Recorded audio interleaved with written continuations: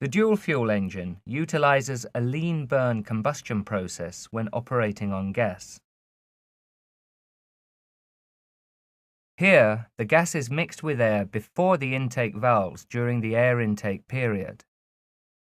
After the compression phase, the gas-air mixture is ignited by a small amount of liquid pilot fuel. This pilot fuel is pressurized and fed into the cylinders by a small common rail system. Combustion is fast, and after the working phase, the exhaust gas valves open and the cylinder is emptied of exhaust gases. The inlet air valves open when the exhaust gas valves close, and the process starts again.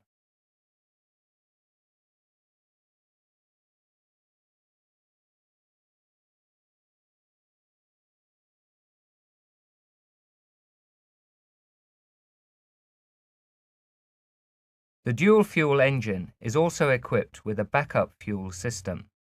This is a normal diesel process with camshaft-operated liquid fuel pumps.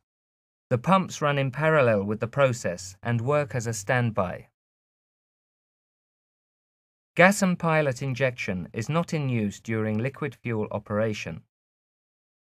The liquid fuel operation process is the same as the conventional diesel process.